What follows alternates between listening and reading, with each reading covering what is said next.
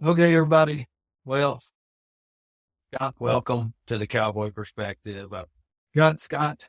I don't pronounce your last name just right. Is that Hill? It's silent. The L is Yeah, silent. Say Hume. Hume. All right, Yep. Scott Hume. He's or last I heard, said about third in the world in what class of cutting? Oh, it's in the 5 novice, which basically it means that your horse has not won more than $5,000 at weekend events. Now you could win 400,000 on them at the aged events, which is 3, 4, 5, and 6. But at the weekend shows, it means they haven't won more than $5,000 at weekend shows. So that particular horse last year at Lubbock was at Tech at a show, and last day of that show, Matt Budge judged it, and marked me a 75. And I was $200 shy of that mare winning over $5,000 of weekend money and being booted out of that class. And my plan was to holler. And with everything as crazy it was last year for my family, I couldn't really do it last year. So I just said, I ain't showing her no more weekend shows. I hit a few aged bands. I went to the bash at Silverado and stuff, but I saved her. And then the first show of the new year for us was Whitesboro at Jared Lesch's. Yeah. 4-day show. And, I did okay there and won some money, and I kept hauling. And anyways, about a week and a half ago, they come out with the new standings. Now I'm sitting first in the world in her on that mare. There you go. So, I've probably won 40. Well, maybe not quite. In the 5 novice this year, I've won about 34,000 on her, and then I've probably won close to 40,000 on her this year. I had to show her in the Open a few times and to get her qualified for the AQHA World Show, and she won the Open a few times here and there. But anyways, I've been fortunate, but there's a lot of year left, so a lot of people are starting to say, world champ, gold buckle, this and that, and I'm like, hey, there's a lot of year left, and between Casey Crouch and Mike Wood, this ain't gonna be easy. Everybody else is kind of trailing us three, but all three of us have been butting heads, and I've got to be pretty good friends with Casey over this deal. I really respect him as a competitor and a showman, and we've got to be good friends, and it's crazy at the camaraderie you can build with your fellow competitors, all trying to beat the snot out of each other and then turn around and help each other pick cattle, or maybe even talking to one of your competitors about, hey, I don't know if I can make it, you might have to haul my horse and show it for me, and those guys are all like, you bet, and you don't even second guess that they would do anything out of it, to take you. Like Josh King's another one. He lives over here down the road a bit, but I would trust Josh King with anything I owned, and he's another guy that's jumping up there in the standings big. He's not hauling as hard as we are. So, well, that's all interesting stuff. To be here talking to you, there's like in just what was that, maybe 2 minutes of you talking about your experience with this mare and what you're thinking about, how you're doing it. There's so much cowboy perspective in that. I love what you're talking about. I experienced it in rodeo. I never made a great rodeo competitor. I didn't have a great career, but I participated for a while. And it was true. Everybody really wanted everybody else to do well. Like, I want to beat you, but I want to beat you at your best. yes, So sir. I want to show my horse against your horse at their best, and may the best man win, and however that turns out. How is that? I mean, because that affects you financially. So how do you avoid, that little rub of kind of wishing a little bit ill on somebody else? Or how do you think the culture is like that? What makes the culture that way? Well, so we'll step away from cutting because for just a minute with that, because cutting can be a little bit hard for people to understand. Now, to me, it never was to understand the concept of let's cut one cow out, let's hold it away till it stops or turns its back. A lot of people don't understand cutting, but a lot of people understand rodeo. Yeah. And rodeo is very simple to understand. You stay on the bucking horse till the whistle, the fastest guy to tie the calf or rope the steer wins. So let's talk about team roping, which I did for a long time, and I was pretty good at it. And I'm again, I wasn't Chad Masters or Jade Corkill, but I could rope pretty doggone good. Yeah. And at a fairly high level. And you know, I mean, when you're a 7-header and a 7-heeler, which again isn't, you know, the best, but you're doggone sure better than a lot of the average guys. And one of my buddies said to me one day, "Don't you wish you could just be a number 4 again and go hit one of them big truck ropings or something and just slaughter them, you know?" And and I said, "No." And he said, "Why?" And I said, "Because there's no honor in it." So, like, I read a book, and I would recommend this book to anybody out there. Bill Parker was the one that, you know, said, "You got to read this book." He ran the sale at Billings, Montana, at Billings Livestock, and have more respect for that guy than most people that have ever walked. He was a great friend, and the book was called Where the Rivers Run North, and it talks about all the horse culture and everything around Sheridan, Wyoming. Sam Morton wrote it, big, thick book. Wonderful book, and it starts out back in the Crazy Horse Indian days. It talks about his great horses and everything, and what made Crazy Horse such a honorable warrior and leader was there was times he could have killed so many on the battlefield, and he wouldn't, because there was no honor in killing those people. They were not his equals. So when you talk about cutting, and yeah, it might affect you financially, but I mean, let's face it, if you're really doing this for the money, you're a retard.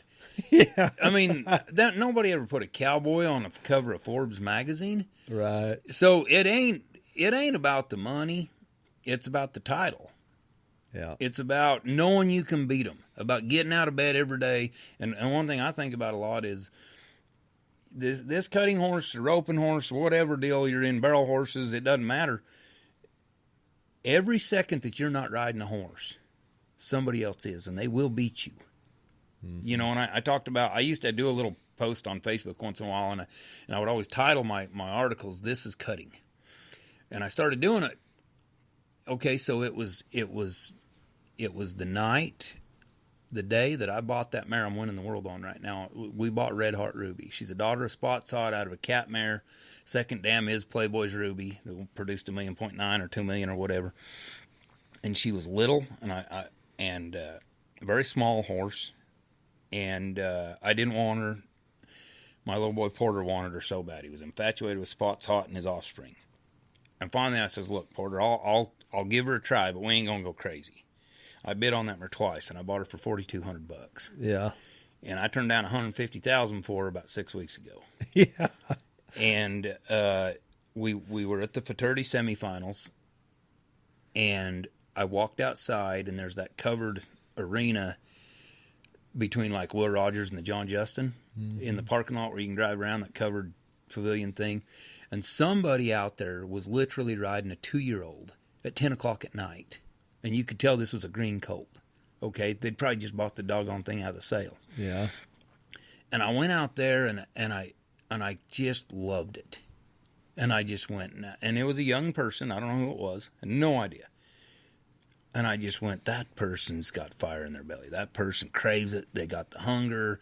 They're not in there hanging out with all their buddies watching Lloyd Cox and Cass Tatum and Wesley Gallion and drinking beer and telling all their buddies how they used to be that good or going to be that. I mean, this guy's out there punching the bag. Yeah, right. And so this was my article was about this. This is cutting. And somebody somewhere is always working a horse. And I was inspired by that. So, like, the next year, my boy Ethan and I, in 19, we were at the fraternity sale, and we'd bought a couple of colts for each of us, and we'd bought some colts for customers, and we went and we ate dinner at Uncle Julio's there in Fort Worth, and we get done eating dinner at 6 o'clock at night, and we don't have nothing to do, and we're not bred that way. Right. I says, "What are we going to do?" And Ethan says, "I don't know, we're stuck here in Cowtown, and you know, we're not really honky-tonkers, you know." Yeah. So what are we going to do? Let's go start them colts. Yeah. So we went down there to the water arena, and they had a little warm-up area where you could lope your horse. It's probably, 100 by 100-foot pen or so, maybe a little bigger. And we settled all them colts up, and we started them all right there. Yeah. And went to riding them, put it on social media and kind of advertise what these colts, how good they were to ride the first time or two. And of course, a lot of people got into it, but you know, the other thing is too, when you talk about how it can affect you financially, that axe swings both ways. If you don't help somebody, they're not going to help you either.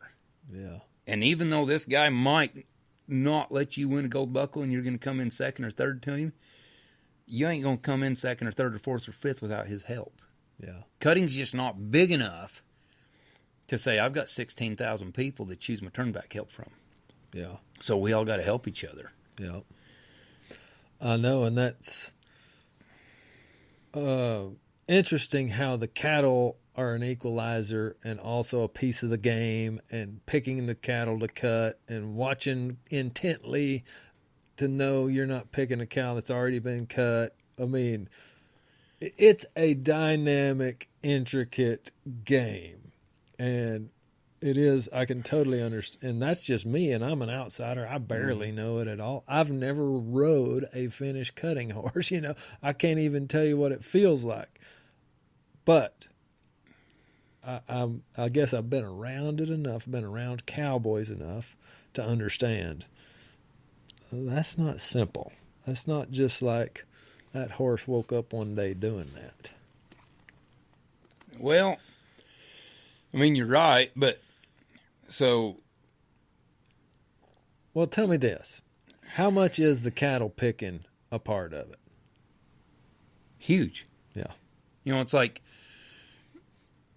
again, so I stay fairly reclusive. For like, everybody thinks I'm this outgoing, run around and shake everybody's hand and kiss babies and look for votes and all that. But that's not me. I mean, unless I have a reason to talk to somebody, I usually don't talk to them. You know, I don't just go up and introduce myself and be like, hey, you know, how you doing? Yeah. I'm Scott. Yeah, You know, because right. they look at you like, I don't give a shit. Yeah, So right. I just kind of stay to myself. But I kind of have a team that I've been sticking to, and it varies, and it depends on where I'm at. So, like, when I go to Fort Worth and show at the fraternity of the Soup Stakes or Derby or something like that, I usually got my crew there. You know, it's like Boyd and Taryn, great guys. They always help me every year at the fraternity. They turn back for me. They're a good team. They know how each other works. I would trust those guys, again, with anything. They're just fabulous people. Boyd Rice is hard to get to know because he doesn't like crowds or people at all. Yeah. And once you get to know Boyd, you love him. He's a God-fearing man, big time family man, okay? He don't want to do nothing but work.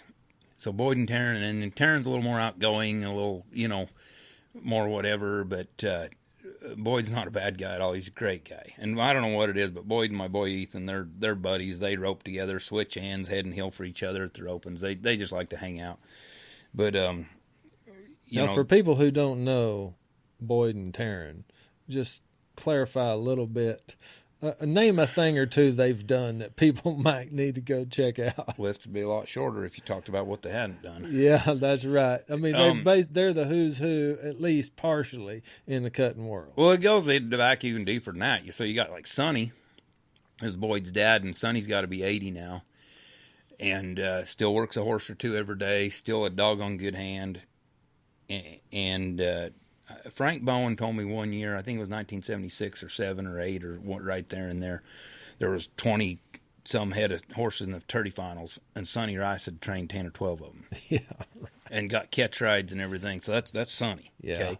So a lot of genetics there, and then just living that life every day.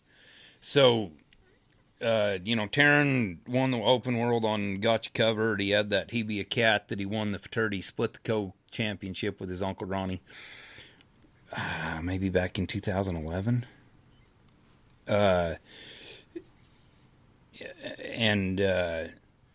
Boyd rode third cutting, which Boyd did tell me that was the best horse he ever had, best horse he ever rode. And when Boyd had that horse, nobody could beat him. Yeah. You know, he tied maybe at the Derby or the Soup Stakes. I can't remember which one.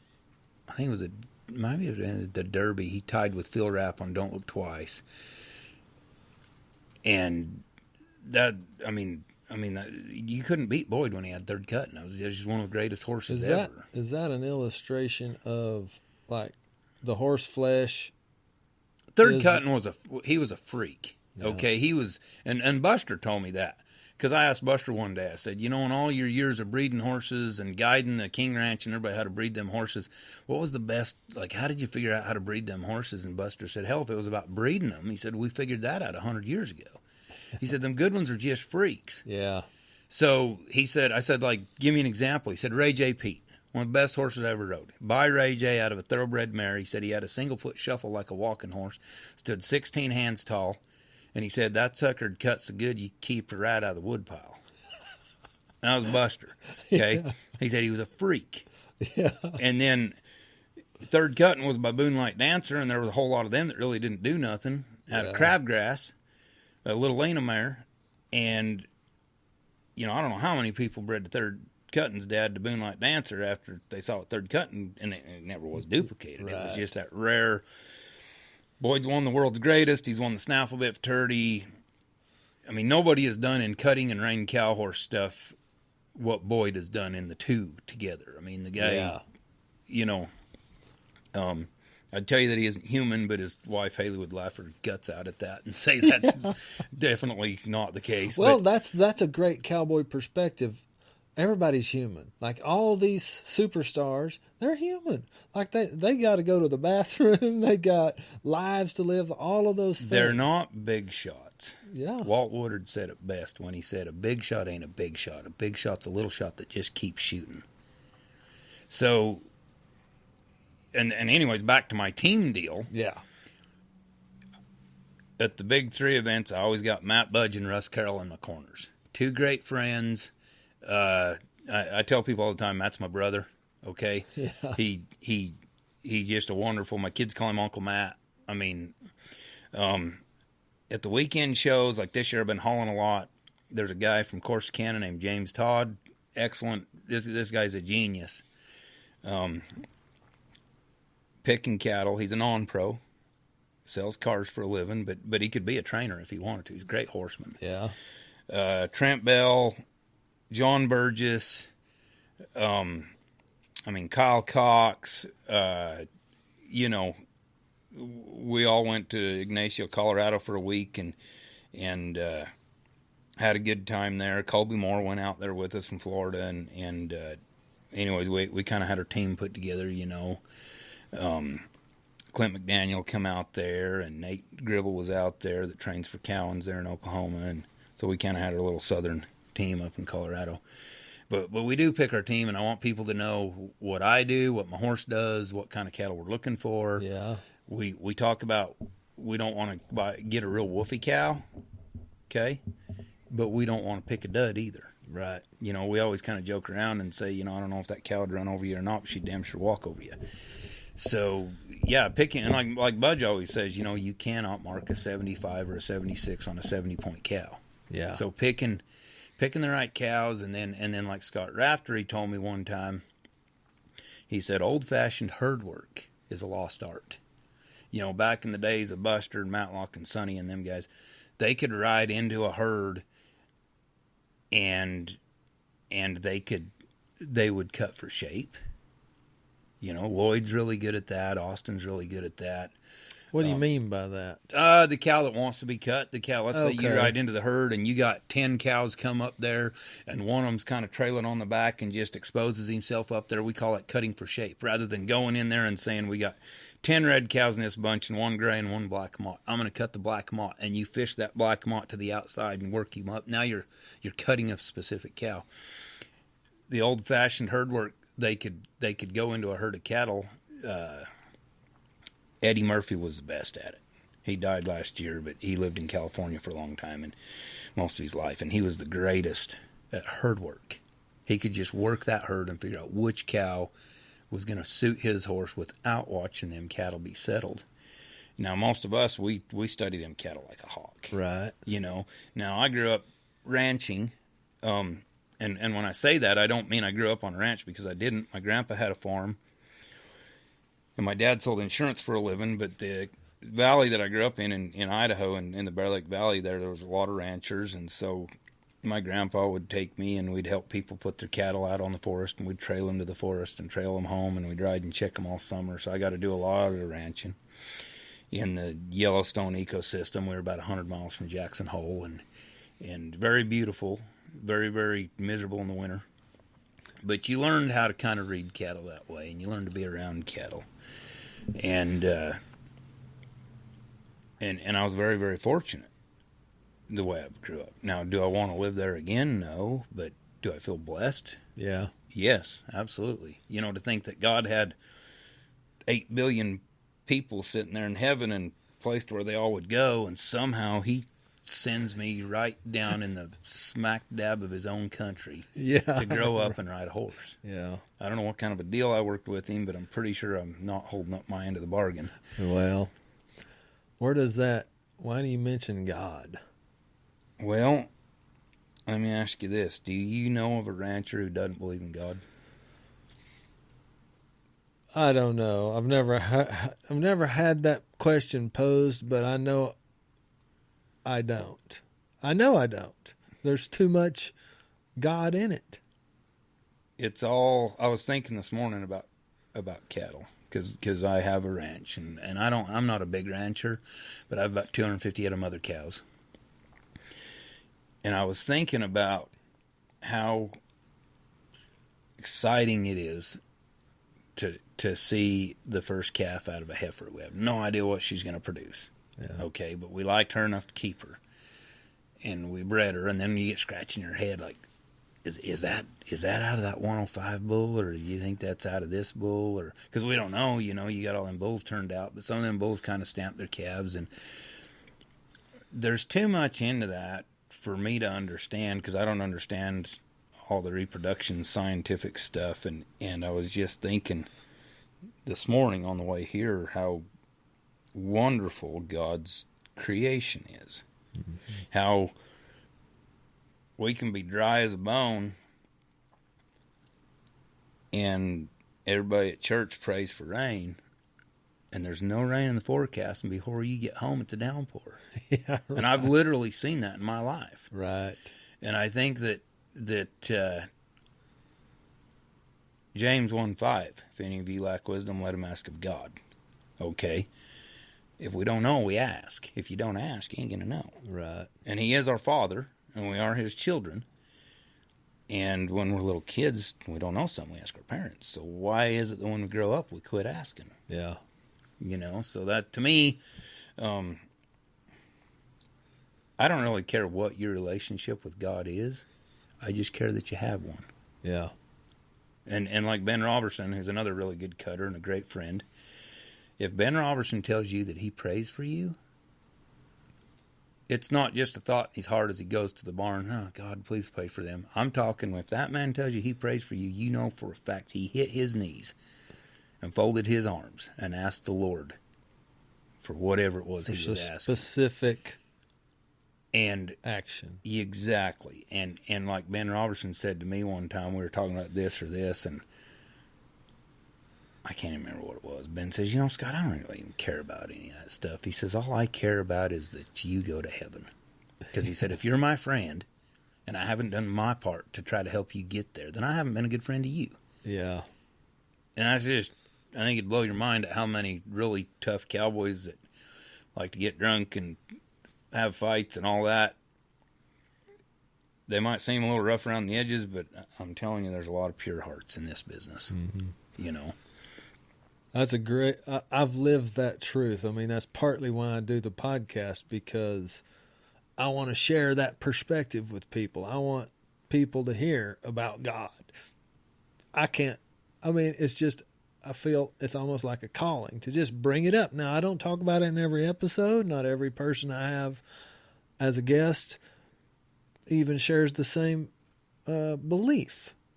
But I so align with what you said. I don't care much more than that you have that relationship. Like, now you got to go build it. At least you had a chance to hear about it. Right. If you're listening right now and you've never heard about God, go to the next church you pull by. Right, and, right. probably won't be a bad experience whichever one you stop at. That's right. Just offer the opportunity to experience him. Mm-hmm. Man, that's some cool stuff. So tell me a little bit about, I asked you what your favorite horse was early on, just testing the mics, and I think you said something like, I don't even know. Is it even fair to ask that question? Like, how do you think about horses? How do you think about greatness? I'm curious. Well, one man's junk's another man's treasure. So, I mean, obviously, you could say Red Hot Ruby's got to be your favorite horse, right? Because she's the one that everybody knows, that everybody likes. People have been calling me for the last 6 months wanting to buy embryos out of her. So here my little boy Porter, picks this mare out as a yearling at the fraternity sale. And I take her home, and she's coming to, and Christmas week I started her. Rode her in my round pen 3 or 4 times, or maybe it was 5 times. And I had a batch of heifers sitting up there by the barn, and they'd never been in that pasture, and so I kicked them out, and we'd been working cutting horses on them. And there was a creek down on the south end of that place, and I just thought, I'll trail them cattle to the water so they know where water is. And I kicked the gate open on that mare on the 5th ride and trailed them cattle down there. It was maybe not very far, mile and a half. Yeah. Just a good-minded mare. Okay. And then, not everybody knows this, but last year my sons were coming home from a roping in Decatur, and they rolled the truck. The horse trailer came undone from the truck, and the truck and trailer rolled 3 or 4 times, and it killed one horse. And my son Porter, Ethan was driving. He was 17, and the truck was upside down when he woke up. He was hanging upside down by his seatbelt, and he crawled out of the broken window. Mm-hmm. And a guy stopped and ran down there and said, "Are you okay?" And he said, "Yeah, but I got to find my little brother." He ran around the edge of the truck, and he saw Porter's feet sticking out from under the truck, and he was underneath the truck, and his arms were pinned under the headache rack. And Ethan started trying to push this 1-ton pickup off of him. And the guy said, "What are you doing?" And he said, "I got to get this truck off my brother." And the guy tried to help him. They couldn't obviously budge it. And he said, "We can't do this." And Ethan said, "You're not stopping. We got to try." And within about a minute, I mean, a dozen people were there. They rocked that truck up just enough that Ethan could crawl under there and pull Porter out from under that truck. There was an off-duty fireman there. He said, "Everybody stay away. I'm trained to take care of people." And he kept Porter okay. And we get to the hospital in Wichita Falls. I was at a cutting. My wife called me and said, the kids were in a wreck. Ethan was fine. He had a bunch of cuts and bruises and glass stuck in his head and back and everything, but he was fine. They x-rayed Porter, and they said his back is broken in 4 vertebrae. He's got to go to Cook's. We get to Cook's. The surgeon's on vacation. None of the other surgeons dared touch it. The surgeon comes back. 3 weeks later, they're able to do the back surgery, and he tells us, "Now, y'all need to understand, this boy will never walk again." We said, "But he can feel his legs. He can move them." He said, "He'll never have the strength." He says, "The spinal cord's so full of junk and garbage, the brain can't send a signal that says to walk." And I wouldn't accept that. Yeah. I didn't say anything, but I wouldn't accept it. Because all I need is a 0.5% chance. That's all I need. And I'll do the rest. But God, just give me a chance. Yeah.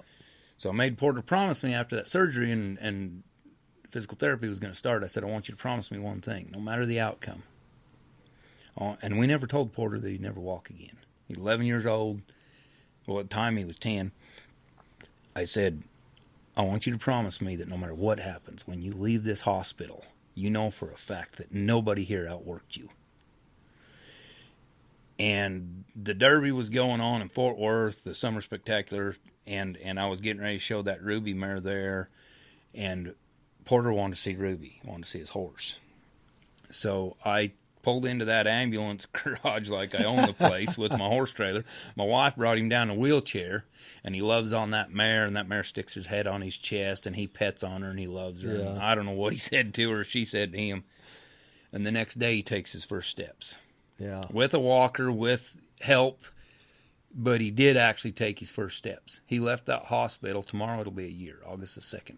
Leaves there in a wheelchair. He goes back after Labor Day for a checkup, and he walked in there. Yeah. Maybe that's my favorite horse. Right. I've had Now that's the mare you're winning on right Yep. now. Maybe that's your favorite horse. That's Maybe. a pretty beautiful story.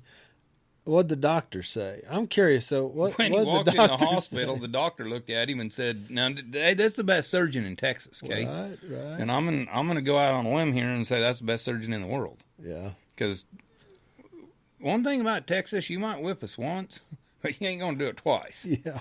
Okay. Alamo, San Jacinto. Okay, let's. and he just looked at Porter when he walked into that hospital and he said, "This should not happen. Yeah. This should not be going on." And he loved it. Yeah. Okay, but and how that happened is I got Porter home. First thing he wanted to do when we get him out of the car, get him in, he says, "Dad, take me to the barn. I want to see Ruby." So I wheel him out there, and the next day we're working horses, and he's sitting in his wheelchair by the gate, watching through the gate. We're working cutting horses, and a few days later, maybe a week later, he grabs that gate and he kind of pulls himself up, and he's standing there. A few days later, he's taking a few steps, sitting back down in his chair. Heck, in 2 weeks, he's taking his walker out there. Yeah. And about 3 weeks into this deal, after he'd been home, our place is all sand. And I look over there, and he's heading back to the house because it's getting hot one morning in August. And that sand was so deep, it's hard to push that walker through, so he just picks it up and walks off with it. Yeah. Maybe that's my favorite horse, but at the same time, I look back at so many horses. And, I mean, I probably, for 20 years, I started 150 colts a year, And people would say, "No, that's no way." But, I mean, let's just do simple math here. You take a dozen a month, 12 months out of the year. Yeah. And there's a lot of them that stick out in my mind that I didn't win very much on or anything at all that were some of my favorites. Yeah. And like I had a mare named A.R. Jewels in Red. She was by One Smart Peppy, who was a stallion that we owned. He was by Little Peppy out of One Time Soon, the first colt One Time Soon ever had. And she's the mother of One Time Pepto and Pepto Time and Faith and Risk and all them. And that mare could outwalk about everything I'd ever swung a leg over. She was hot. She was bronky. She was 15 hands tall. And I was getting ready to go to the fraternity, the snaffle bit fraternity. I showed her as a cow horse as a 3-year-old. And she always needed to go for a ride outside. Okay? About once a week, you better go get the bottom of her outside. You could lope her in the arena till her head fell off and you still wasn't out of gas. Yeah. Right. So I go to the top of Red Mountain, which is right on the Idaho-Wyoming border. It's my favorite place in the world, up Dry Creek. And it's in the fall, and the leaves are changing, and it's in September, and it's the most beautiful place. And it's an hour and 45 minutes ride to the top of Red Mountain from the bottom there at the Corrals, at the Dry Creek Corrals.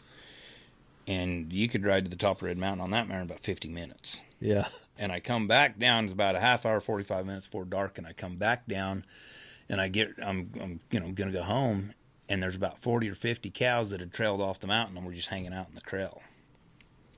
And so I've always thought it was incredibly sinful to leave fresh cattle standing in a pen.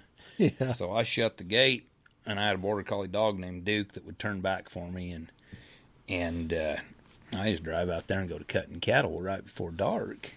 You can hear the elk bugling on the hill. You couldn't see them, but you could hear them in the trees. It was the most beautifulest, picturesquest. I mean, put that in your pipe and smoke it, Taylor Sheridan, because you can't. I lived it. Yeah. And I remember thinking I could die right now and just be really happy. Yeah. And everybody says, "What was the best run you ever had? What was the best work you ever had?" And it was that night in Dry Creek. That mare worked the best. It was, and so I often say the best works go unjudged. And I didn't care what anybody thought. I didn't care if somebody would have showed up and said, "Well, yeah, that mare worked good, but she didn't." I don't give a shit what you think, dude, because I was happy. Right. And so the favorite horse, it's all going to depend on the man, the horse, the situation, because I cannot tell somebody how to feel. I just can't. Yeah. You can't. And that's why the horse market, we talked about earlier, why it's so crazy and so high and all this. Well, why?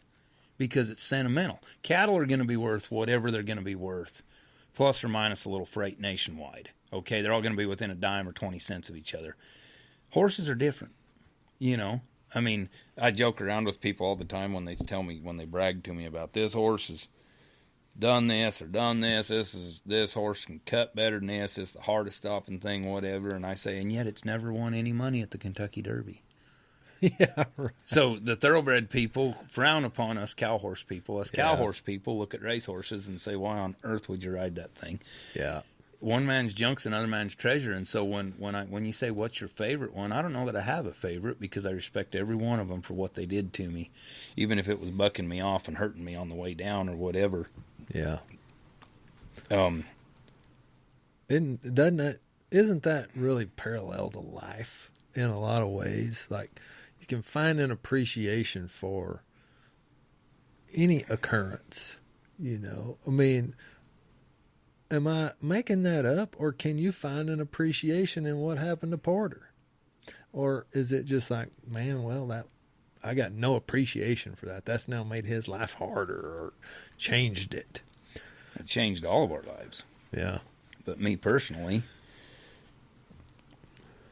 when his story went viral on social media and had 100,000 plus people share it, contribute to it, like, we didn't have any health insurance.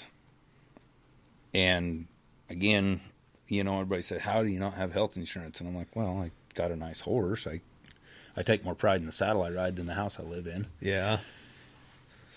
And I could live in the nicest house in the world. I would still rather I'd ride a nice horse and a nice saddle than have a nice house. It doesn't matter, but I've not personally seen that many people come together and pray for one cause since I had 9/11. Yeah. We had so many people in the NCHA, Les Graham, my brothers, they had fundraisers, and, you know, Shane Plummer of the Buffalo Ranch donated all their stallions, Frank Merrill, Brazos Valley, and they donated all their stallions. They raised all this money, and they came together and they raised us about $600,000, and we couldn't even believe it. If they would have raised me $6,000, I wouldn't have believed it. Yeah. And they raised us about $600,000, and my hospital bill was like $1.7 million. But anyways, helped. Yeah. Sure. Okay. And we grew together as a family. We, you know, I mean, this sounds bad, but for 2 months, for 65 days, my wife did not leave that hospital, did not leave my son's side. You know, I mean, you wanted the definition of a mama? Yeah. That's it. So it's just me and Ethan at home, working together every day. I would drive into Fort Worth every other night usually and visit and stay the night, and then come home the next day and work horses, and it sucked. But anyways, for 2 months straight, me and Ethan ate a hamburger or a steak every night because we didn't know how to cook anything. Yeah, right. And I remember one day after a couple of days, I said, I'm going to go to town and see Porter. Do you want to go? And he said, no. He said, I don't feel like it. He's beat up and in a wreck. He said, I just want to stay home and sleep on the couch if that's all right. And I'm like, yeah. I'm getting ready to pull out the gate. And he said, Dad, I'll get the gate behind you. And I turned around and here my son was 17 years older. He just turned 18 that week. And it's kind of weird, but, you know, you give him a hug and you tell him you love him. And I'm not saying I never tell my son I love him or nothing like that, but as they get older, it gets more, you know how it is. And you appreciate being able to hug your son. Because at the time, I didn't know if my other son was ever going to walk again. Okay, mm-hmm. I didn't know if I would ever be able to have my son stand and hug me and me hug him. And so you appreciate them little things. My wife and I grew much, much, much, much, much more closer than we had in the previous 19 years. And so you can find good out of everything. We got connected with, there was an old lady named Jimmy Vaughn that made us a quilt. And it had our brand in it and everything. We didn't know her. She heard about it, sent it to us. She sent us some wooden crosses that said God loves you, and her son in Graham makes those crosses, her son-in-law actually, and he has made like 25,000 crosses and never, ever, ever received a nickel for it. Won't take any money for it. Yeah. So Jimmy tells me this. I've made like 45 or 50 of these quilts over the years. I'm 89 years old. I can't see very well anymore. This is my last one. And I'm like, that should be like one of your kids' or something. Not to us. You've never met us. No, I want you to have this. So she mails me this quilt, and we start Facebook messaging each other. She tells me how her dad used to work on the XIT ranch up the Panhandle. Okay, this is a cowboy. Right. Like, this isn't a guy who enjoyed it or couldn't get a job or go to college. This is a cowboy. Yeah. The stories, the experiences, this lady was a phenomenal lady, and I always thought, we got to go see Jimmy, we got to go see Jimmy. And I would always say, I want to meet you, and me and this 89-year-old woman would message each other on Facebook like 6 times a week. Yeah. And then her daughter reached out to me the first part of March and said, hey, I noticed you and my mom messaged each other, blah, blah, blah. She said, just to let you know, she passed away last night. Yeah. And that bothered me so bad that I didn't take advantage of that and go just go meet her and say, tell me a story. Yeah. You know, one of God's people who truly was a wonderful lady. And we met so many people, got acquainted with so many people through this. And I don't know what my boy's deal with God is. He has a strong moral compass. He's a great young man. He went through something horrible. He has 2 steel rods in his back. They said he'd never walk. He walks now. He goes to all the shows with me, warms my horses up. He's riding again. We gathered for 3 days before we branded this spring, and he rode for 8 hours a day every day, and the doctor said he would never release him to ride a horse. Yeah. The horse that he rode was the one that lived through the wreck. So, you know, like Bo Gallion says, I've never lost in my life. I either won or I learned. Right. I hope people, I got to say something to Dave, my producer. Like, this is a yeehaw. That's a yeehaw statement. Like, you need to put that sound effect in there, because if people could really own that thought, I've never lost. I've only learned something. Yeah. I've either won or learned something. It smooths so much stuff out in life. Business, family, all these things. You can take that perspective towards it. Yeah. Man, it just smooths so much out. And I've not been great at that. Like, I'm a person who probably could have been a world champion calf roper. I probably could have. I probably had the skills, the horses, time, desire, but my mental game just messed me up all the time, because if I didn't win, I suck. I didn't think about it like, well, I learned something. Yeah. I thought about it like I lost. So I hope y'all use that, because that's really a good, smart way to think like about when you talk about roping, everybody's afraid of breaking out, right? Well, let's face it, being late, that's the same sin. Yeah. Because either way, you're out of the money. That Yeah. 9.5, when it takes a 9.2 to get the money in the calf roping, that 9.5 pays just as good as the 19.5. Right. And you need to learn how to control that left hand. And so you're going to go a little early and break out. Then you're going to hang on a little bit, and you're going to be late. So your brain has to say, okay, first time I was early, second time I was late, why don't we split the difference here and try this one? Yeah. Provided the calves stay the same. But here's the thing about the mental game. Like I told my brother a month ago, we were talking about roping, and he said, I just feel like I've been fighting my head. And I said, well, you can turn that off anytime. And we were roping some steers one day, and I told him, I said, now I haven't roped a lot this year because I've been cutting so much, and I kind of believe that a man who chases 2 birds catches neither. Yes, sir. So you need to pick your game. So like I get phone calls still, guys saying, you going to this World Series roping or this deal or this deal. And I say, I'm sorry, guys, I cannot do that. Yep. My rope horse is my turnback horse right now. And it's so crazy you mentioned that, because I'm reading this book called The One Thing, which was written by Gary Keller, who's a huge and Jay Pappison. They're big in real estate, and they've built huge business, but they say that exact thing. You can't go be good at 2 things. Like, multitasking is a farce. It's not the real thing. It doesn't happen. Go pick your one thing and go until you have it. Yep. Then Okay, now you can have another one thing. Don't start with an, don't Well, go and you with might two. get halfway there and say, I'm not so sure this is what I really thought it was, and this is really what I wanted. Yeah.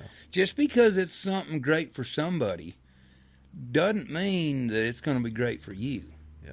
Yeah. So you got to... It's like McConaughey's book that we talked about earlier, but I listened to that. Drew Stewart said, don't read it. Listen to it. Download it so you can hear McConaughey talk, the voices, the accents, the whatever. And McConaughey, he talks about it, and then he talked about it in his speech. Is that book called Green Light? Green Lights. Yeah. Hey, Dave, get a link to all these books we're talking about in the show notes so people can check them out. Green Lights. It's a life-altering book. But and he says this in a speech to the Houston commencement college graduation. Knowing who we are is hard. Okay, it's really hard. And you're trying to figure out who you are. Well, why don't we do this? Rather than try to figure out who you are, figure out who you're not. Some people don't like tomatoes. Some people don't like onions. Some people don't like mustard. And you know how to develop the perfect hamburger by figuring out what you don't want on it. Right. Not what you do, but what you don't. Yeah. So you need to figure out who you're not. So like when I grew up, everybody would say, you ought to be this. Yeah, I'm really, really good with numbers. I found out that helps me in the horse and the cow business. Yeah. Buying cattle, buying horses, figuring things out, feed rations, all that. Numbers helps me there. And but I knew my whole life that all I wanted to do was be a cowboy. Now, to be like a Parker County, Weatherford, Texas cutting trainer with 60 head of horses on 20 acres and just get up and spend all day in a 120-foot pen, no, I figured out it wasn't me. And I knew that ranching was very, very important to me. The history of it, I think it all kind of goes hand in hand. So I figured out that I could only take a few horses to train for other people and still keep a few of my own going and still keep the ranch going. But I decided that if I do the small acreage deal and a lot of horses and all that, that's fine. And I've been beat by a ton of guys that do that every day. That's great for them, but it wasn't for me. And it would benefit my family more so to build a ranch and have something to leave my children. Yeah. Rather than, cutting it is a great sport. It's a great game. It's a great way to make a living. But that industry will forget you so fast. Yeah. The second that you quit going and quit winning, they'll forget you, man. They're on to the next one. So don't define yourself by what you win. Yeah, and I think that's true, and not just cutting. It's rodeo. It's everything. Life. Yeah. I mean, people that died 100 years ago, nobody even knows who they are really at all. Maybe a few, but right. It's so small. The number's so small. Yeah. You can't, I love that. You can't base your happiness on what kind of thoughts other people are going to hold on to you. Well, again, happiness is an emotional response to an outcome. If I win, I will be happy. If I lose, I will not. Okay, joy, though, joy is a different thing. So this is all quoting McConaughey here, okay, and he talked about Bo Jackson. He didn't try to get to the end zone. He ran through the end zone, past the goalpost, up the alley. Yeah. Okay, he always went farther than was expected. And if you train a horse, let's say, to cut, and you say, I'm only going to be happy if this horse makes the 30 finals. Stop. You ain't going to win anyways. Right. Give it up. But if you just like getting up and working horses every day and helping that horse become his best self, you'll probably be successful. Because you know what success is? It's consistency. Yeah. The definition of insanity is to do the same thing over and over and over again and expect different results. The definition of success is to do the same thing over and over again, always expecting the same result. If you are consistent, if you get up and you go to work every day, if you want to have a nice fence, my grandpa always said, if you want to have nice fences, pile a fence post a day. Yeah. Now, on a 10-acre deal, you're going to run out of places acreage. To put, yeah. But when you're running on thousands of acres, plant a post a day. Mm-hmm. Okay, grab your bar and shovel, go where the brace is bad, dig the hole, plant the cedar. It's going to suck, but at the end, my grandpa always used to say that our problems, the answer to your problems was 3 foot in the ground. By the time you get done digging a post hole, you'll either have the answer to the problem or you won't care about it anymore. Yeah. And so there's joy in labor. Yeah. And that's one of the biggest problems with our society today is everything is so immediately gratified. Like you can get on your smartphone and you can get a new car. You can get an education, you can get a new home, you can get a mortgage, a pizza, a hooker, whatever you want in 5 seconds. Yeah. And nobody, if that horse ain't just great right now, can that sucker and let's get a different one rather than, hey, why don't you spend a little bit of time on him? Yeah. Like Terry Hulme used to tell me, he was a cutting horse trainer from Idaho and very talented man. And I had a horse I was riding that acted like it really didn't have any cow. And he was a Pepto out of an oak mare, and he's really. And I said, "What do you think, Terry?" And he said, "Well, keep riding him." And I'm like, "Well, he doesn't really act like he has any cow." And he says, "Shit, that horse ain't broke enough to know what you're doing, anyways." He says, "You need to ride him more." Yeah. And that horse turned out to be really cowy once he figured out what I was asking him to do, and relate it to a cow. He actually turned out to be a very cowy horse. Yeah. So consistency, just keep doing it. And if you want to find out what you want to do in life, too many options makes tyrants of all of us. So don't try to figure out what you want to do. Figure out what you don't want to do. Yeah. And understand that anything that's worth having is going to require you sweating to get it. Yep. Whether it be physically, mentally, whatever, you are going to, that's what makes it special. Yeah, right. That's right. It just can't have much value if you didn't sacrifice anything for it, if you didn't sweat. Well, not at all. I mean, who would have thought that the day would come that we would literally pay more for a bottle of water than we would a soda pop? Yeah. And people have figured out that soda pop's killing you. Yeah. And that there's value in the water. Yeah.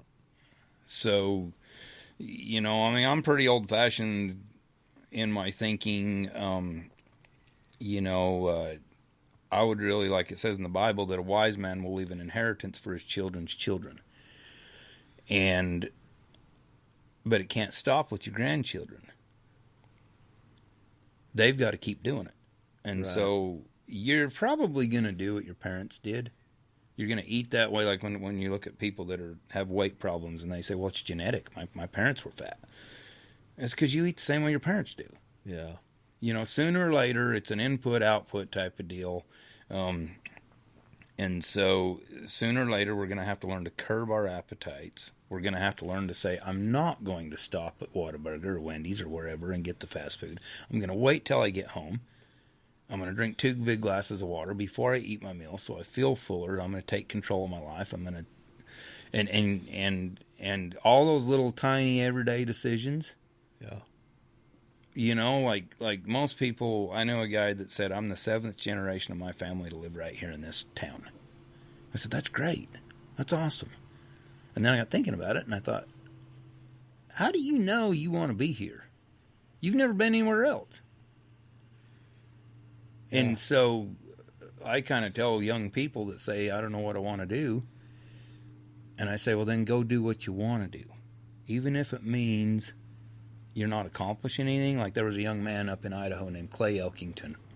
Phenomenal roper. He just got it. You know what I mean? He went to college on a full-ride scholarship. He won 2 or 3 pickup trucks. He won 3 or 4 trailers. He had all this money, all from roping. Right. And then his family tells him, I don't know if you can do this for a living, and you shouldn't just try to rope for a living. You need to use your education. He said, I don't know what to do. And I said to him, Clay, did you go to college? Yeah. How'd you get that education? By going to school. How'd you pay for your school? Well, I had a rodeo scholarship. Okay. How'd you get to this roping today? In my truck. Where'd you get the truck? I wanted it roping. How'd you haul your horse here? In my trailer. Where'd you get the trailer? Wanted it roping. How'd you buy that horse? I won $25,000 in Reno and bought him from Pace Freed. So everything you have in your life is because of roping, and you got these people that can't do what you can do, telling you that you can't do it because they can't do it. I said, go rodeo for a while, and you got a business degree or whatever it is, and then when you're done rodeoing and when you're 30 years old, you're going to be either a 4-time world champion or you're going to have all these connections and experiences that you've had rodeoing, and then you decide now it's time to grow up and be a banker. Because nobody really does anything worthwhile in their 20s anyways. I mean, very few. And now you've got all these connections. So this other guy that you used to rodeo with, he comes to you and says, hey, I'm going into business and I'm building covered arenas now for horse people, and can maybe me and you partner up, and I can build the buildings and you sell them the loan, and that's how that stuff starts, is those experiences. Yeah. It's not what you know. Dan Keach used to tell me, it's not what you know, it's who you know that'll get you by. And Dan Keach to me is the most successful rancher I've ever known. Started with nothing and built an empire. Yeah. What's the empire? I'm not familiar with it. So Dan, in about 1975, he walked into the bank in Montpelier, Idaho, into Tri-State Bank, and he asked Bill Candlin for $600 to buy 3 cows. And Bill Candlin told him no. Yeah. Okay, he said, you don't know what you're doing with livestock. He didn't know who he was. I mean, maybe kind of knew who he was, but didn't have any idea what he was capable of. And said, it's not going to work. Go to the mines and get a job like everybody else. Well, Danny did that for about 6 months and then knew through process of elimination that he did not want to be a miner, right, even though the money was good. The next summer, he gets a job working for the association out in Slug Creek, and he knew every cow and every calf, and them cattle never looked better when they come off the range in the fall. Well, Bill Candlin goes out there as a banker and also a weekend cowboy to help his clients round up their cows, look them over, see who's got the best cows, who he wants to keep doing business with. And he notices how good everything is, and he goes to Danny and he says, hey, young man, you're the best range rider we've ever had out here. He says, thank you. Why are you doing this for everybody else for nothing? Why don't you buy your own cattle and make some money? Yeah. And Danny's like, well, I tried that, you know. He says, come on in and see me. Yeah. And in 1976, Bill Candlin gave him $30,000 on his signature, and the year before he told him no on $600. And now Danny owns, I don't know how much acres, I don't know how many cows he ran. I lived with him and worked for him, and he was very good to me. Yeah. He saw something in me that nobody else did, and inspired me to train horses and inspired me to get into ranching. But that's how Danny got his start. Yeah. And he kind of had to prove to the people the hard way. But he did it. Sure. He wouldn't give up. This common thread happens in almost every conversation. Don't do it for free if you need to. Like, don't quit. Like, eventually what's coming your way will get to you. It's fighting its way towards you. You just have to be willing to take that risk and not give up on it. Yeah. Man, that's so cool. To put your neck on the guillotine. Well, and then I like the other piece of what you're talking about, that how that guy, what's his name again? Dan Danny. Saw something in you and built you up and made you partially who you are today. Like, you might not be greatly so if he hadn't have seen that in greatly you. so. When you see something in people, I try to do this, or I'm at least telling myself to try to do it more now. When you see something in people, share that with them. Pressure them, please, to be better. Yes. People don't want pressure. It seems like they don't. My kids are this way. That they don't like the pressure. I'm making them run right now because, in truth, my kids don't have enough hard stuff in front of them just naturally. Yeah. So I need to put some hard stuff in front of them. And they hate me for it, especially when I'm running beside them, telling them, come on, push it. Come on, you're sweating. You're tired. You don't think you can breathe. Now, let's go harder. They don't like that. I understand that. It's not fun going through that. But learn how to do that, and, man, it will be so valuable. Will be so valuable to you in your life. Well, do you think Bobby Knight accomplished all that he did by showing up to gym every day and telling all of his basketball players, you suck, but I love you? Yeah. Let's just not work that hard because it might make you tired and you won't be able to go out and party tonight to your fullest. No. And I'm a huge fan of coaching, and I really don't know anything about sports. I don't ever watch sports. I've never watched a Super Bowl in my life. I've saw bits and pieces and realized that wasn't for me. but you're gonna have to be hard on them, and like the old saying goes, hard times make hard men make weak times make weak men make hard times, blah blah blah. Yeah. Grandpa rode a donkey, worked hard. Dad drives a Cadillac, his son drives a Mercedes, his son will ride the donkey. Yeah. So it's we're all gonna have to do stuff that we don't want to do. How do you do, like, what's an example of how you approach that? Do you pick that thing up the first thing in the morning? Do you hold it off till later? What did Mark Twain say? He said, if you had to eat a live frog, okay? Yeah. That's the first thing you should do in the morning. And nothing else you did the rest of the day would seem bad. Yeah, right. So if I've got a really, really bad horse to work, yeah, that might be kind of froggy, might want to try to buck you off, might not be very fun, don't wait till the end of the day after you worked all the good ones. It's going to get real bad. Yeah. Work that sucker right off and get him out of the way. And I'm kind of the point in my career now that if I don't want to work it, I don't. Yeah. I mean, I got enough people wanting to send me horses, and I'm very selective. And I called one of my customers the other day, and I said, look, dude, I really want to train a horse for you, but this one sucks. And he had it with another trainer and had it with another trainer, and this horse has been tossed around a little bit. This horse has never had a consistent program. It's a talented enough horse.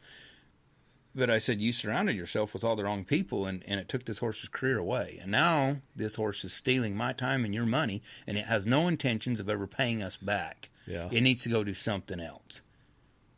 I said, I really want to work for you. I really want to train a horse for you, but it can't be this one. Yeah. Okay? Now, I just took a lot of money out of my family's income by sending one home. But if I'm going to have a horse take sand out of my hourglass, it's going to be a good one. Yeah. Okay? I'm not going to let them bad ones steal the sand out of my hourglass anymore. Yeah. But some of them horses that I had a colt the other day. I raised him. I rode his dad.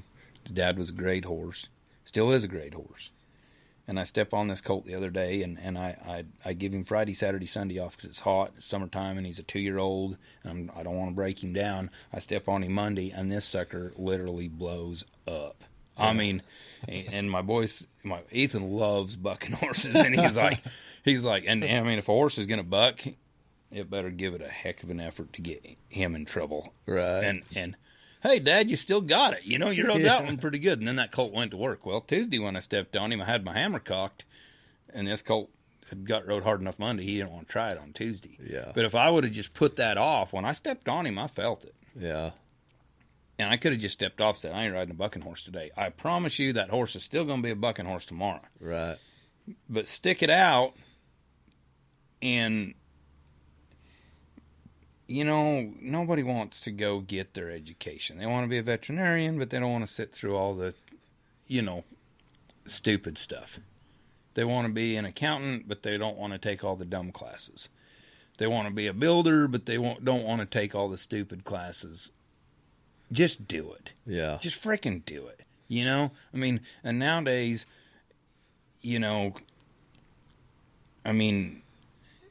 nobody sticks anything out.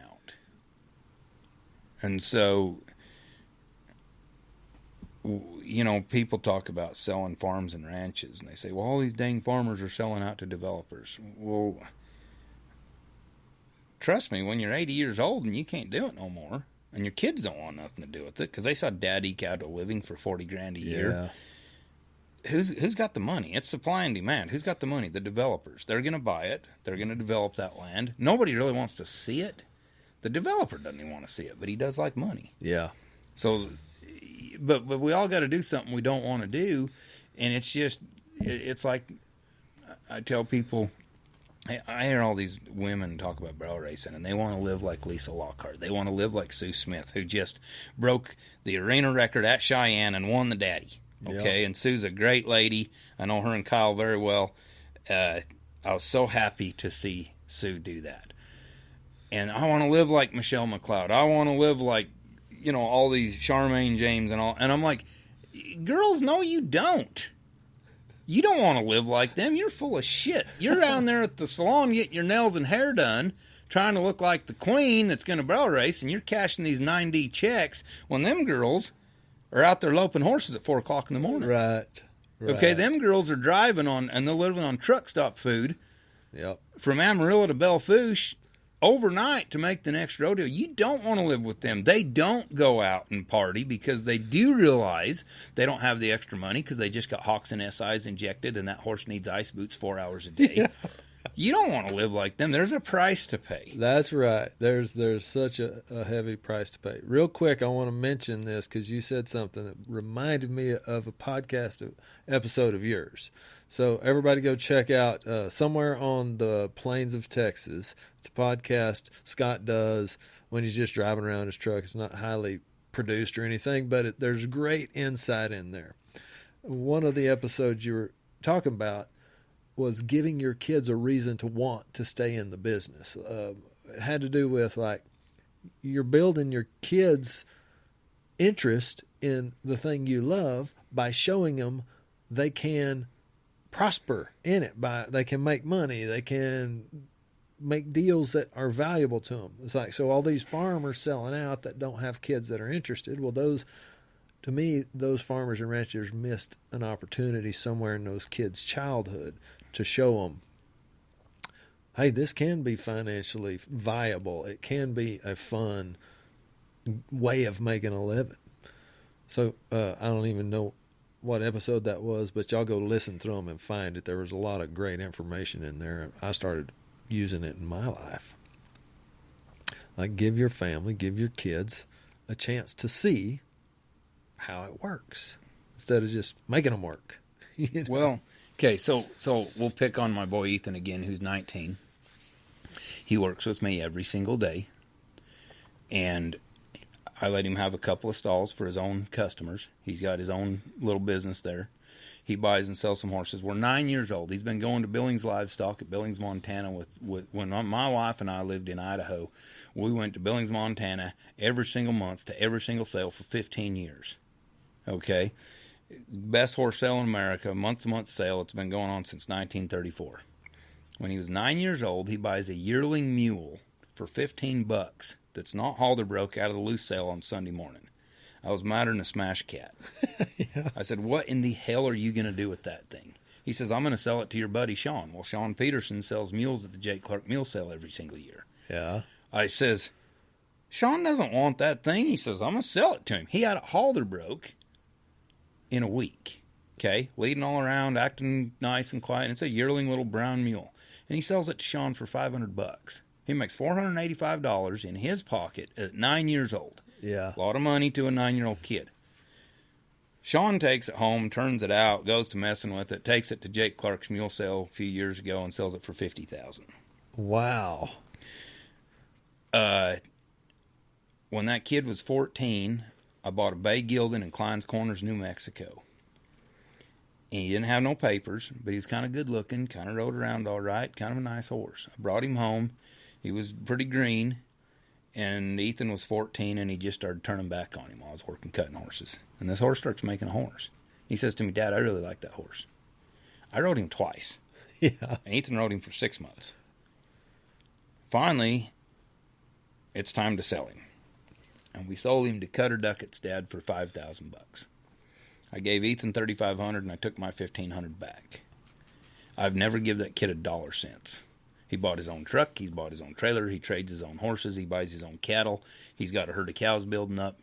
And he took that $3,500, and 2 weeks later he bought a Palomino mare for $1,800, and he rode her for 2 weeks, and he sold her for $4,000. Now these aren't huge profits, but when you're 14, stuff starts to stack. Yeah, he doesn't necessarily have the bills yet. No. So he's in school one day, and his ag teacher comes to him and says, hey, your dad's buys horses, don't he? He says, yeah. He says, I got 2 horses I need to get rid of. Ethan bought the pair of them for $500. And he made it his ag project, and he sold the pair of them for $3,500 apiece. Now, is that just Ethan, or is that kind of working out for Peyton and Porter too? So Peyton, he doesn't really like the horse trading deal. Peyton's a little more old-fashioned than you think. He worked for Buster for a while, and I got him a job with Buster, and the last year that Buster was alive, and them two got along like peas and carrots. But what's really working for Buster consists of trotting colts along fence line, checking water gaps, and then when you weren't doing that, you were sitting there in the house listening to re-ride stories. Yeah. But Peyton, he's more one of them guys that he wants a simple life. He doesn't care to make $1 million. He shoes horses for a living, and he's building saddles now, and he does fine. But to try to make as much money as he possibly can every single day, I'd rather make a little less money and have a little bit slower, quieter life. Yeah. And be able to do what I want, when I want. And there's nothing wrong with that. Right. Ethan is a lot like me. He's very, very motivated. Okay. He sees the opportunities that are there. And if he can make a buck at doing what he loves, he's going to make that buck because he knows he's going to keep doing what he loves. Like right now, he's 19 and he's trying to buy a 200-acre piece of land from our neighbor down the road. Yeah. You know, at 19, a 200-acre piece is a big purchase, and the bank tells him you need to have $60,000 for a down payment. He didn't walk out of that bank with his head hanging down saying, how do I get I never have $60,000 in my life. He walks out of there going, okay, if I do this and I do this and I do this and I do this, I can make this much money. And if the land's still for sale in 10 months and I make $6,000 a month, I'll have $60,000. Yeah.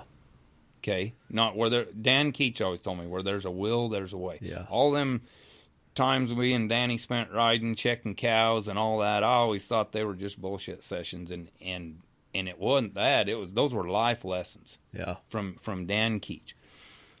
Porter's different. Porter loves cutting. Ever since the wreck, he really hasn't cared to rope much. But Porter loves the cow business. He wants to be an auctioneer. Yeah. One of his greatest heroes of all time is Billy Easter, who owned the sale barn in Wichita Falls for years and years. And Porter, he buys his own calves. He sells his own calves. He's got his own mama cows. He's got a nurse cow. He puts calves on and juggles stuff around. And so I let him do that, so that they can see there's something in it for me. And I tell my kids all the time, I know I'm busting your asses, and I know it's 16-hour days, and I know it sucks. But I tell them all the time, this is an investment in your future, because one day I'm going to die, and it's all going to be yours. Yeah. But just so you know, it's all going to be written down, so there will be no fighting. Because I've never, ever in my life seen an undetailed will tear a family apart faster. Right. Yeah. Than There's money. nothing that will tear a family apart faster than an undetailed will. Right. So have a detailed will that says it, and then if they want to hate you, let them hate you. You're dead. Who gives a shit? Yeah. But just so long as there would be nothing worse to a parent than to have their children not get along. Yeah. Okay. I want my children's children to play like siblings rather than cousins. Yeah. Okay. So they all have vastly different ideas of what the good life is, but they all revolve around horses and cattle. Yeah. And ranching, again, like I had a guy ask me one time, he said, what's the difference between like a West Texas cowboy and like a Fort Worth or a Weatherford cowboy or something? And I says, well, we wear our hats and they carry theirs. Yeah. And I know a lot of, and nothing against them, but I know a lot of horse trainers and stuff that they get their horses worked and run for the golf course. Yeah. I don't golf. Every time I look at a golf course, I try to figure out how to graze it. Yeah. So, and I'm not saying there's anything wrong with that. It's just not me. It's just different. It You know, is. It's just different. like It's I a love different way of agriculture. living. Like I love the idea that my cattle are going to go on and feed people. Yeah. And okay, another one of my goals in life, and when I slow down from cutting, I want to make this happen, but I would love to one day open up a steakhouse, and every ounce of beef that's sold in it, I've grown. Yeah. Okay, and I hire good cooks, and I hire good waitresses and a good manager, and I'm just the guy behind the curtain that raises the beef and makes sure it's there, and I want it to be very, very not honky but Western. Pictures of Buster and Matlock and got Doc Blodgett at the 4.6s. You know, what a wonderful guy. Yeah. Wouldn't it be nice to have a picture of him on the wall in a biography? Phil Fox, who lives in Vernon now, but worked at the 6s for almost 30 years. You know, all these different people that are, maybe they don't have gold buckles, but certainly it wasn't because they didn't deserve acknowledgement, you know. Yeah. So I love ranching, and you know, we have a cutting stud that we breed, but we breed a lot of ranchy type of mares, big mares off the 6s, the Haythorn, the Wagner, the Pitzer Ranch, and what I'm trying to do is I'm trying to put simplicity back into it. You know, a lot of times nowadays we have cutting horses that are so scared of a cow, and they're not really enjoyable for anybody to do anything on but cut. Yeah. Okay, they're too cowy, they're too watchy, and we bred them to either mark 225s in Will Rogers or bust. Yeah. I want to raise a horse that's enjoyable for a good hand to sort cattle on, but big enough to rope something and stop it. Yeah. Something that can walk fast, something that can stop hard, something that's 15 or 15-1 and weighs 1,300 pounds. And those are not the horses I show. But I love ranching so much that's what I try to breed. And then as far as dogs go, I mean, I've got a few border collies, but what I don't like about the border collie deal is, and nothing against it, but it doesn't work for me, is we got all these dog trials and dogs run way out and have this balance point and everything else. And let's face it, on a big ranch, that's probably not going to be real practical, you know. So my dog that goes with me every day is a blue heeler. Yeah. You know, yeah. He's just like a mesquite tree. No matter how hard you beat him, he's going to come back. He's always there for me. Now, is this a dog? I swear I seen you post and you lost one of your best friends. I did. I lost my dog. His name was Dog, and I learned a lot from that dog. Yeah. You know, that's a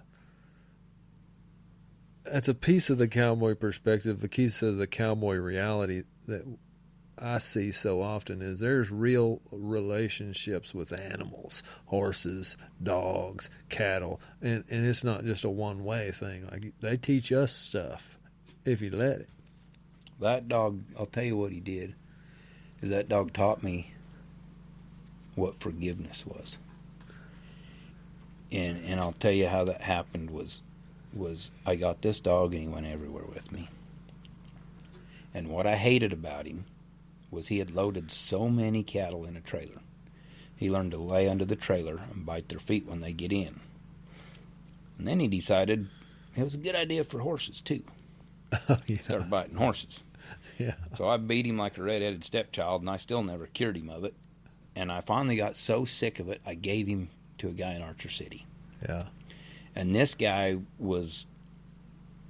I didn't understand what he was doing. He just said he wanted a companion, but he was breeding dogs like crazy. And his fences were bad, and his kennels were bad, and this dog was getting out in Archer City, and all the dogs were. And this dog was running all over town. He was biting people, and nobody liked him. Well, about a little while later, a lady that was involved with the city of Archer City, she called me, and she said, "You know anybody would want your old dog?" She said, "This guy can't have dogs." And I just said, I'll just come get him back. Yeah. So I actually gave that sucker away, and then I went and got him back, and they had him in a kennel, and he's laying in the back of the kennel, and I had a different truck when I went back to get him, and he's laying in the back of the kennel growling. Yeah. And I says, "Oh, go ahead and let him out, and I'll take him." And they says, "Oh, we ain't letting this dog out." They're like, "You got a leash or something?" I says, "No, he's fine." So this dog hadn't even seen me yet. And I whistled, and that dog perked up and started jumping up and down and trying to jump out of the kennel. And I said, "Just let him go." And he run out there, and he run up to me, and I petted on him, and then I whistled again, and he ran and jumped on the bed of my truck, and they said, "You're kidding me." I said, "No." So I took him home. Well, then I stopped in Vernon on the way home, and I went to get in the gas station there to get a drink, and I'm walking back there to the cooler, and it was a hot summer day, and I heard somebody say, "Whoa, there's a dog!" And that dog, the automatic door openers, he had jumped off the truck, and that dog was not going to ever let me out of his sight again. Oh yeah. And I felt so bad for giving him away, and then he never left my side again, and he went everywhere with me, and his name was Dog. That was Did just he his quit name. biting the horses? No. So what I did was I figured out that if I let him get in the trailer, because he would ride in the trailer with the horses and he wouldn't bother them in there. It was just when they were stepping in. So what I did to get around that was I'd just holler at him and I'd say, "Come on," and he'd jump in the trailer. And then I could go ahead and step the horse in. He was just standing there waiting. But if they were stepping in and he was under the trailer, they were going to get bit. So we had horses that would never, ever have a problem loading in a trailer. And after he had his way with them, they would not get in a trailer. Right. And then we had other horses that get your ass out the road because they were getting in fast. And then after that was how I fixed it. I just let him jump in the trailer first, and then he wasn't going to bite him on the way in, and it was fixed. And then a few weeks ago, I got another healer pup that I'm working on right now, and I think he's going to be all right. But a few weeks ago, we loaded up a bunch of first calf heifers, and we were going to run them out to the big pasture, what we call the big pasture. And it's thousands of acres out in Archer County, and we calve our heifers at home. Anyways, these calves were big enough to get out and go with their moms and travel in the big country. And he was laying underneath the trailer, and when we pulled out, I thought he'd just run and jumped on the truck like he'd always done and must have pulled out too quick or something. I run him over and killed him. And so then I got out to the big pasture, and he wasn't on the truck, and I thought, oh, crap, he probably stayed at home, which is fine because it was really hot that day. Yeah. I got home after dark, and I walked out the next morning, and I was sitting on my back porch with a cup of coffee, and it was barely light enough to see. Yeah. And I looked out there, and just on the other side of the gate, I just seen this little black mound, and I knew it was my dog. Yeah. So I went over there, and sure enough, it was. So I went back over to the barn and grabbed a pick and shovel and went out there and dug a hole and buried him. And Ethan come out about daylight, and he seen me digging a hole, so he just chipped in and helped me, and we just buried my dog. But I've never ever felt like I had an animal, or even a person for that matter, love me that much, want to be with me that much. And he taught me what forgiveness was. And I realized after I got that dog back that nobody's perfect. No dog's perfect. No spouse is perfect. No child's perfect. But when I got that dog back and I realized how handy he was gathering cattle out of a pasture to drive them in to, when you got cows in the feedlot right there and you're working cutting horses every day and you just need to grab 10 or 12 and they almost get to the gate and want to turn around, and without that good dog, they would turn around and run back over you. With that good dog, they were heading for the cutting pen with authority because he was on their tail, and I could call him off, and I realized his strengths outperformed his weakness. Yeah. And so he taught me what forgiveness was, and I forgave him, and luckily he forgave me, and there again, it's just like that with everything else. If you ask somebody before they get married, if you set your son down and you say, "Hey, listen, son, I don't know about this girl. You really sure she's the one?"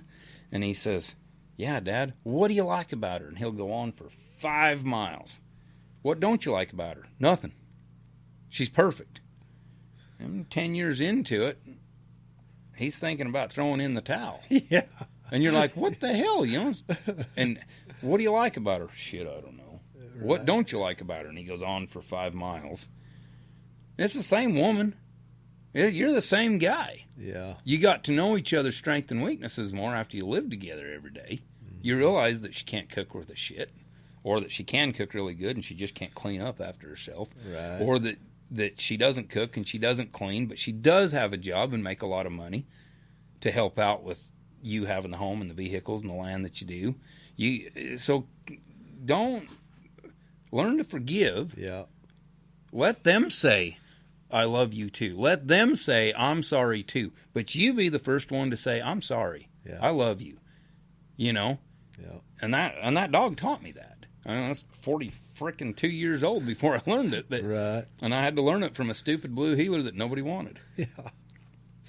Oh, man, I love it. Okay, I got to ask the last we've been doing this a while now, and I just keep thinking, man, we can talk forever. But you said you're discerning with what horses you take in now, which ones you use. Mm-hmm. How quickly can you tell if you want to mess with them or not? Is it when you see them? Is it when you ride them? Is it after 2 weeks? Let's say, I'm asking because I'm selfish. I might have a horse I'd like to put in training somewhere with somebody.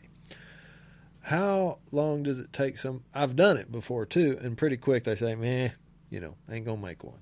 Which breaks my heart because I'm thinking they're going to make one. Mm-hmm. Tell us a little bit about how do you know? It's all feel usually, but them horses, they don't lie. Look at Texaco, Trevor Brazil's horse, one of the greatest calf horses of all time. Right. He didn't want to be a cutting horse. Yeah. He broke a lot of cutting horse people's hearts, and he sure made a lot of rodeo people's dreams. Yeah, sure. And so there again, when all the people that surrounded me growing up said, you should be an accountant because you're good with numbers, and I broke their hearts because I don't do that. Yeah. I found what I wanted to do, and with horses, I couldn't tell you. Some of them I can tell, well, it's just like there's so much that goes in that we'll pick on cutting again because cutting is, everything falls underneath cutting. Cutting's the very, very top of the pyramid in the Western world, and everybody out there is looking for cutting rejects. Why? Because we get them so broke. We spend the time on them. We can't pull on them, okay? Right. We can't put a jerk rope on them. We can't put a tie down on them. We can't pull on them, this and that and the other. You're going to put your hand down. And just like I told my boy the other day, he's got a one-time royalty filly that is a really, really nice mare, a 2-year-old. And I tried to buy her from him the other day, and I offered him double what he paid for her, and he just laughed at me. He's like, no, I ain't ready to sell her to you just yet. And we talked about her, and I says, she has all the ability. She moves around right. She wants to train up. But what we don't know is, does she have integrity? Does she want to help you keep that cow away from the rest of them at the expense of her own health and her own body? Because we've all had horses get hurt. We've all had horses go crippled. And let me tell you something. It's not that we're calling on them that hard. It's that they will give you their life. Yeah. They will try so hard to give you their life. Now, does this horse want to try that hard to help me? That I can't tell you for maybe a couple of years if we're cutting, okay? We might go to all the pre-works in the world and we might think we really got one. We get to that big pen and that futurity and them cattle are long-eared and they stay out their ways and they're fast and he might just say, this ain't for me. When we were at the pre-works and you had the brain chain on me and you was tugging me around, I felt pretty good. But when it's all on me, I'm not sure I'm willing to give you. And then some of them, people say all the time, well, why do them horses get hurt? Why do they cripple them? It's just like a good barrel horse. Fallon Taylor, Clinton Anderson's podcast, they talked about that Nick Bar horse that she had, the stud. Yeah. And she said he was literally crippled when we bought him. And everybody said, why would you buy a crippled horse? Well, because he wins. Yeah. And she said, you could run him to that first barrel as hard as you wanted. And he was crippled. He wouldn't go by it. And drag a hawk. Yeah. It didn't matter how fast, how nasty the ground was. That horse was going to bury his ass. Yep. And expose himself and risk his life to help you win.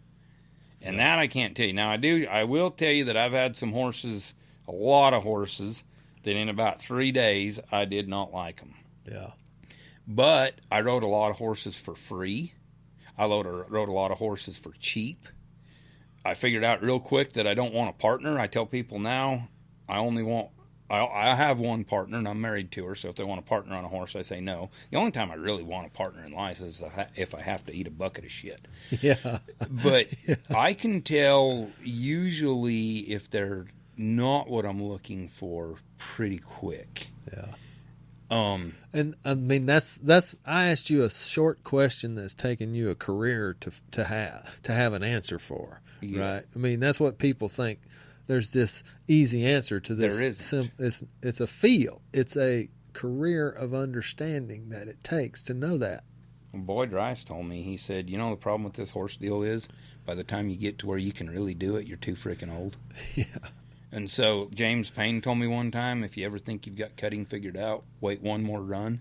Bill Riddle told me one time, nobody will ever figure this out because it always changes. Yeah. And so, all I'm going to tell you is, again, stop focusing on the outcome and start focusing on the process and trust it. Yeah. Just go to work. Just ride your freaking horses and go to work.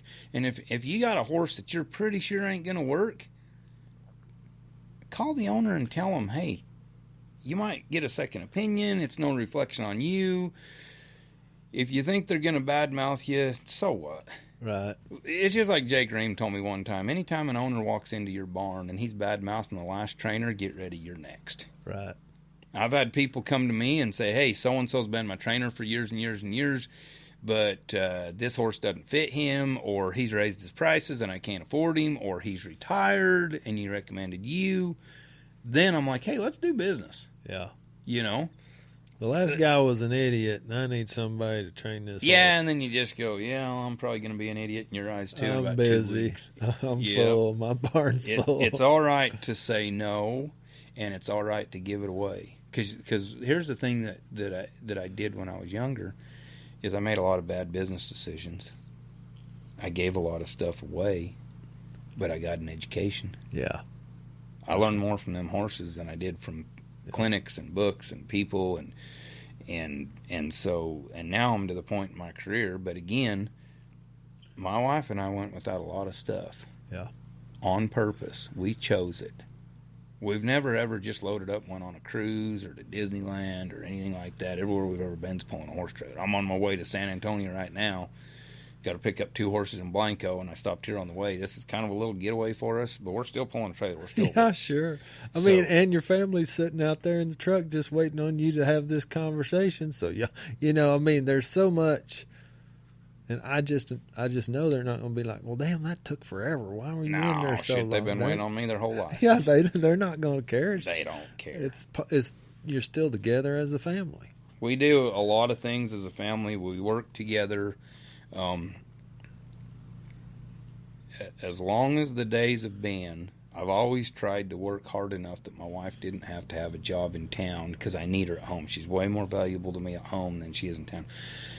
But we have rode from 5 o'clock in the morning until 8 o'clock at night, checking cows, gathering cows, branding cows, shipping cows, worked cutting horses, been to horse shows. I've never ever walked in that house, no matter the day. Usually at the end of the day, we'll start doing chores and she'll go to the house. In 20 years, I've never walked in that house and not had a hot meal on the table, and I've never looked for clean clothes to wear. Yeah. And she's never, ever had to wonder how she was going to pay a bill. Yeah. It's a trade. Sure. Okay, but it's a partnership. Yeah.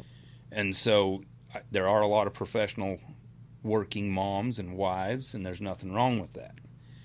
But we have decided that it is better for us to have a little bit less and do things a different way. Well, live the life you want to live. Yeah. It works out better.